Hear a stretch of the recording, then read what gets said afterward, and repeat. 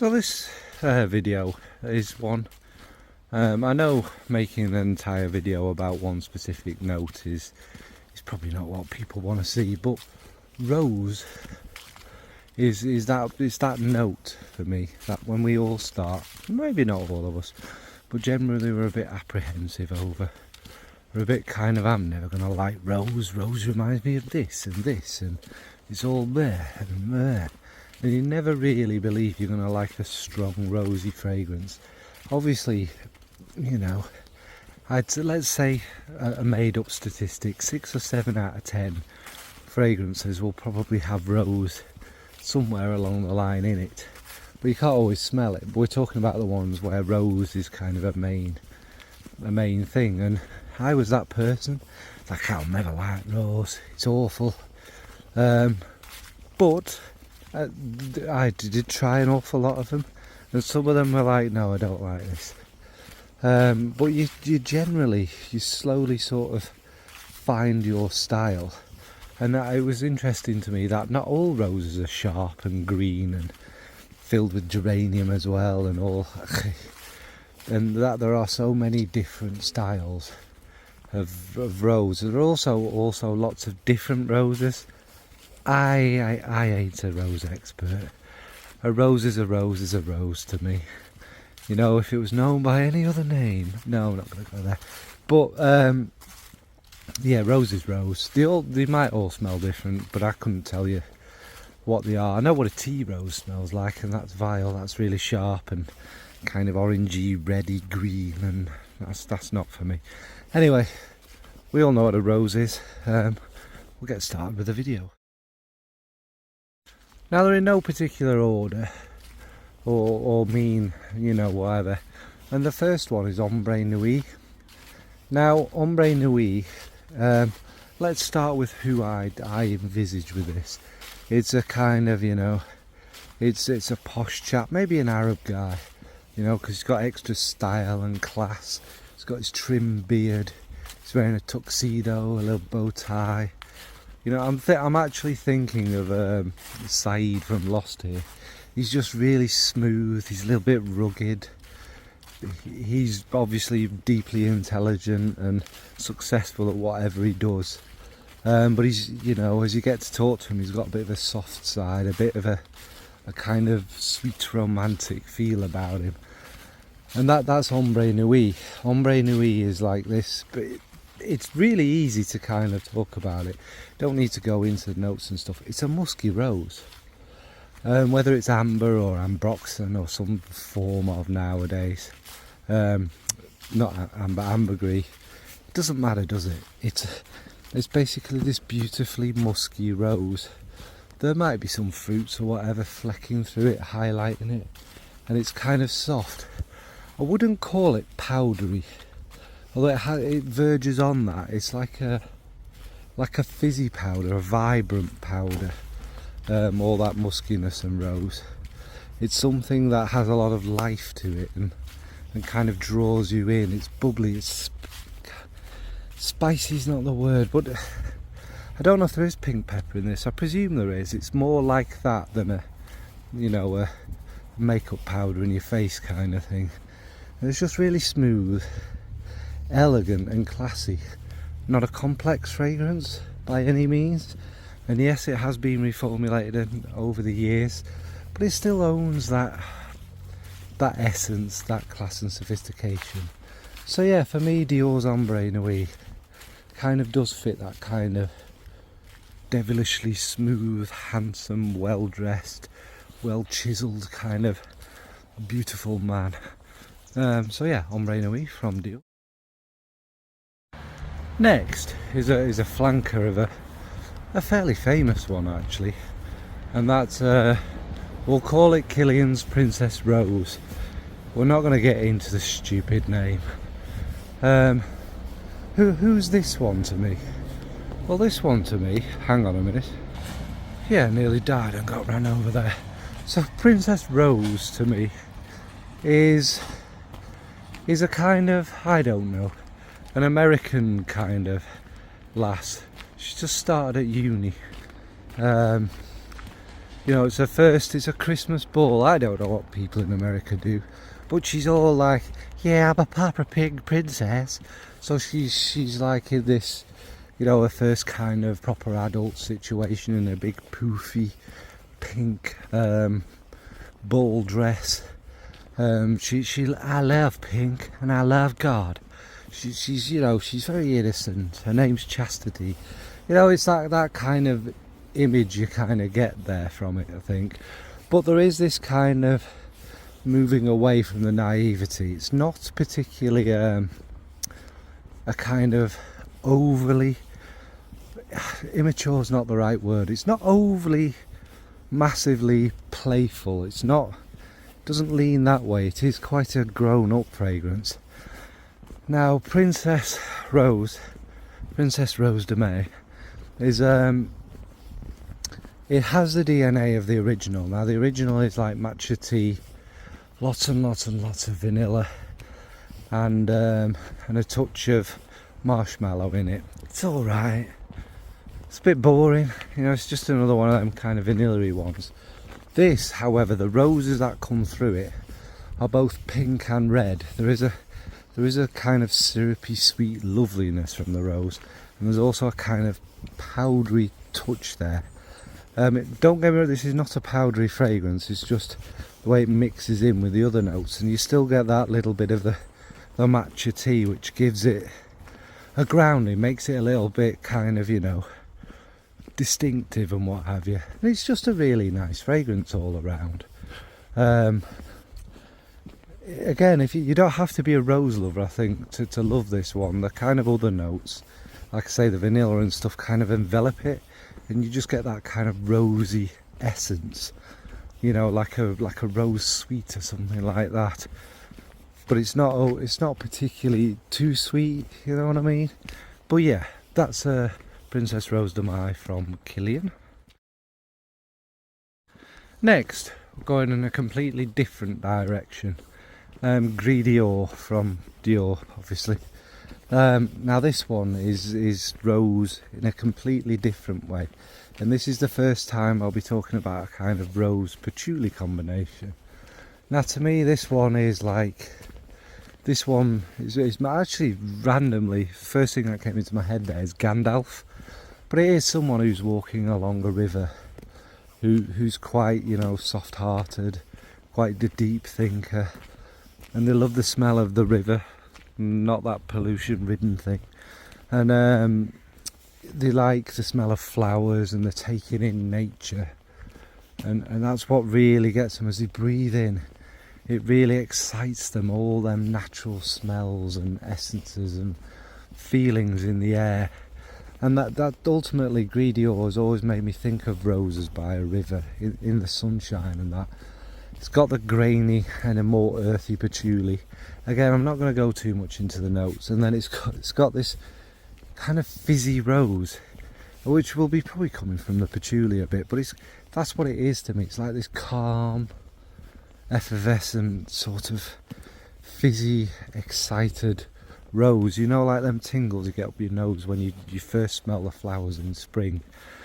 It's got that kind of feel about it, and it's quite natural smelling. Whether that natural smelling doesn't indicate it's natural, but it just has that feeling of a calm, peaceful day, the flowers everywhere, you know, you're sat on the jetty or whatever, docks, stroking your beard, just pondering the world and inhaling the flowers. It's a really, really beautiful one. So that's Gris Dior from Dior, obviously. Next is one from April Aromatics, and this again is quite a different style of rose. This one is a rose oud, but it's not one of them rose ouds. Don't get too excited. It's basically it's more of a woody feel than an overly oudy feel. Just adds that depth and that class to this. The rose starts off quite fresh and quite a little bit on that green side, but then it develops and gets more body and what have you. I think there's some nice resins in the base and what have you, and it's very classy and very elegant. So I've done this the wrong way round. So what is this one to me? Again, this is going to be another one of your kind of suited up people, you know, very sorted, very together, you know, maybe a doctor who's off to a sort of an event to talk, and they want to kind of give this feeling of being approachable, empathetic, but also knowing what the heck they're talking about. Bit of class. And I think we all get in our heads that rose ouds are all the same. Are they chuff? Are they chuff? That's like saying every fragrance with jasmine in it smells the same. There is distinctive sections and DNAs, and some of them may all smell the same because they've copied each other. But generally speaking, because of the different things that go in them, the different ways they're made, the different kind of point of them, if you like, this one, like I say, is more, it does have a bit of depth to it, it does have a presence, but it's still quite fresh, and it's because it's so natural smelling, maybe because it's used lots of naturals, but it's so easy and approachable, and it literally is like roses growing in a wood, you know, next to these dark noble trees, and you can smell the resins leaking out of them, and it's kind of in the air, and the roses are fresh and vibrant and alive, and it's just really lovely. Not going to waffle on. That's Pink Wood from April Aromatics. Next is from Amouage, who's always going to be an Amouage. Want a bike, anyone? And that's Lyric Man. Now, why have I picked Lyric Man? Now, Lyric Man to me, again, he's someone who's again sorted together, maybe a big rugged kind of lumberjack kind of chap. You know, he's pulled on a suit for his wedding, and this is what he's going to wear. Now, Lyric Man is a complicated one in the sense that there's a lot going on in it because it's Amouage. It's a little bit soapy, and the rose kind of jumps about with what style it is. It can be dark, it's Amouage, isn't it? It can be a little bit dark as it goes onto it. There's a little fresher feeling with the rose. There's just these unbelievably beautiful musks going through it. I think there might be aldehydes in this one as well. I don't know, and there's a little bit of naughtiness in there. There might be some castoreum maybe in the base. I haven't looked at the notes because I'm telling you what I smell and what I remember smell. And it's just this super sophisticated, classy rose, and lots of roses. This will be, I mean, I don't own it yet, but I need to, and I will. It's got another sample from Amouage, but yeah, it's probably the rosiest of all these scents I've spoken about, in a kind of recognisably rosy way, more traditional kind of way. But honestly, all them things, all them facets to it, it's just heavenly. And the muskiness, especially for this one, and the vibrance and the life, and then the darkness, and it's just a very Amouage, well, old Amouage fragrance. It makes me smile. It's happy. It's gorgeous. Like I say, there's fruity facets, floral facets. There's everything going on. If you want to try something that's, I wouldn't say it's overly challenging, but something a bit different, Lyric Man is the one. So that's Lyric Man from Ambre. So next we're changing style, I mean completely, very completely.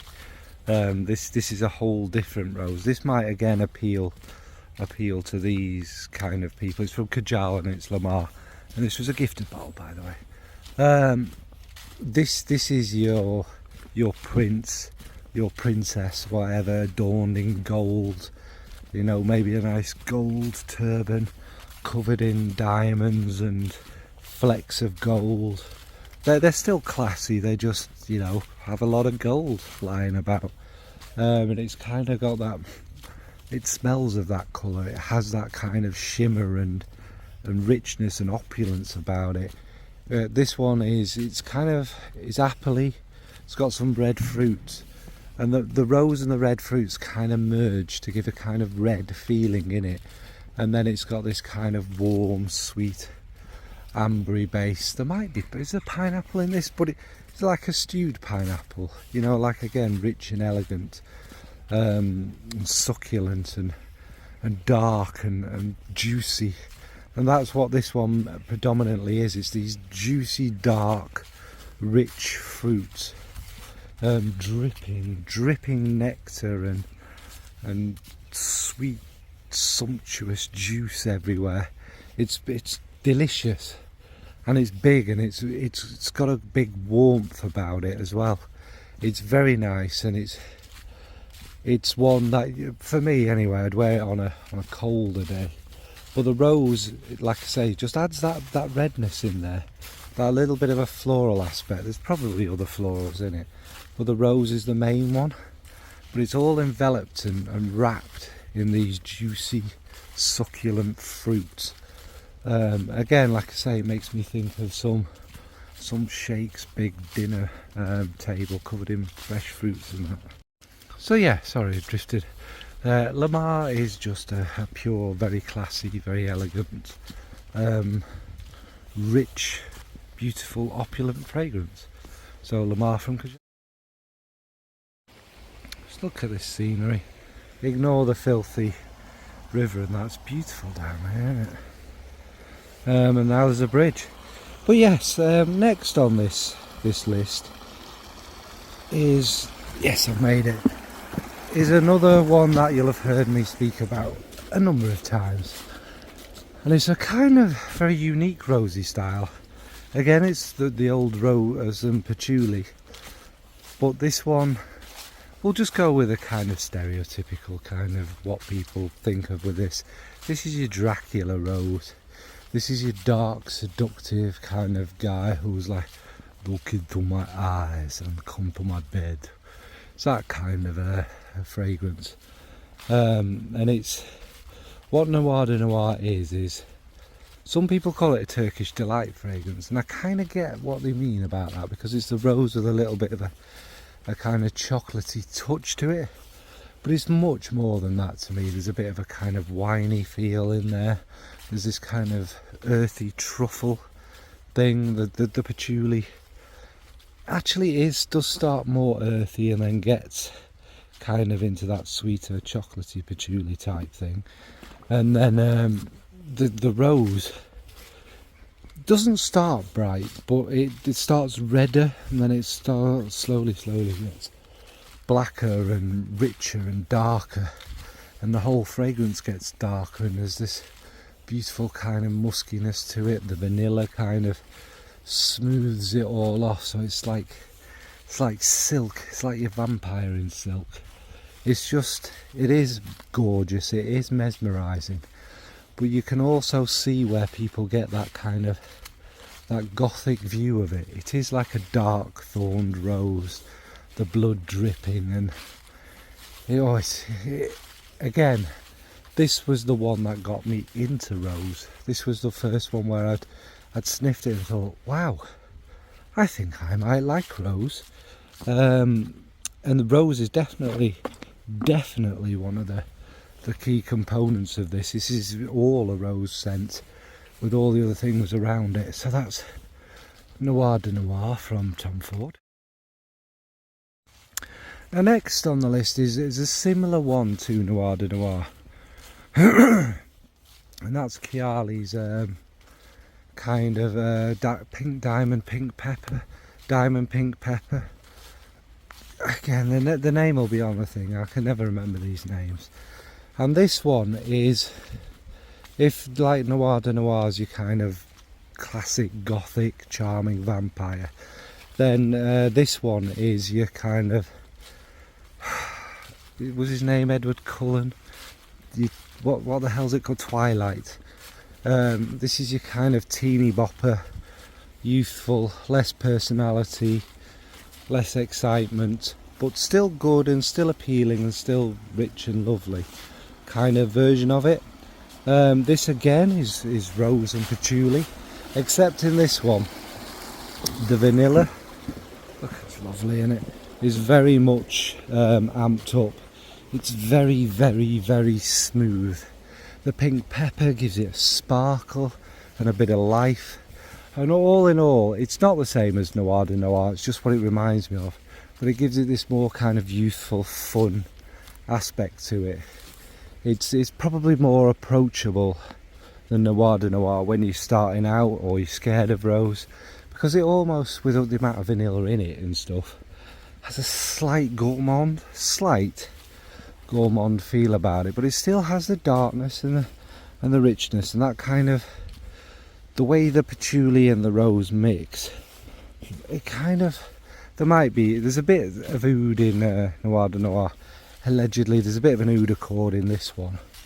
So it just gives it these little bits of edges. It's not boring. When Kayali first started out, they'd make a kind of familiar, easygoing DNA and they'd put a little bit of something interesting in it. Something to make it stand out, and this one does. It's very lovely. One of my favourites from them. So for an easy kind of smooth vanillic rosy one is Kayali's pink diamond pink. It's not pink diamond pink pepper. That one anyway. And finally a completely different rose, completely different. Is Siren and Sailors from Jusbox. Again, this one was gifted. This one is supposed to represent Amy Winehouse, and I can kind of see that. It's kind of a character who's living life up. They like a drink, you know, a nice cigar. They go to some crazy wild parties. They have a lot of fun. They make the most of life. Big bright red lipstick. A sense of humour, really warm, and everyone wants to know them, and they're very charismatic and funny, and it is that kind of thing. I always say this because it sticks with me. Dr. Claire Smith Perfumes Claire, she described this one as a naughty party. That it is.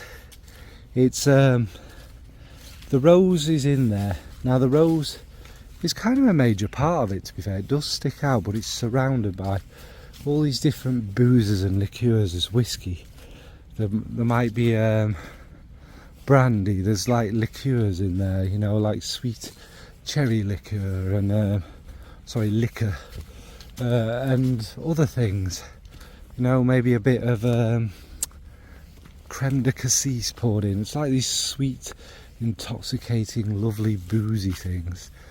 With this vanilla, there's some peach in there, which gives it a nice bright, cheeky touch, and there's a leathery feel in the base. So yeah, rudely interrupted again. It's a beautiful boozy one, and the roses play a major part, but more on a kind of, it's a cheeky fragrance. It's an enjoyable fragrance, and the leather gives it some texture and some kind of cheeky side of it, like I say, and then there's the fruits and the booze. It's just magnificent. And again, if you're scared of roses and you like a sweet, fun fragrance, I'd say this is a great one to try. So that's Siren and Sailors from Jusbox. So yeah, that was just a quick video about, you know, roses that might appeal to a beginner or someone who doesn't like rose like myself. I genuinely struggle with roses, and it takes me a while to find the right one. There's loads of ones missing from this, but they were my favourites. There's like Portrait of a Lady, and well, there's a million rose fragrances. I think I was even going to put Misia in it, which might mean there's only 9 there. Doesn't matter, don't think about it. That's my top 10 maybe roses. So what about you? What's your favourite rose fragrance? What would you recommend to someone who doesn't like rose? What's a good kind of one for them to give a try and maybe change their mind? Right folks, thanks for watching, bye.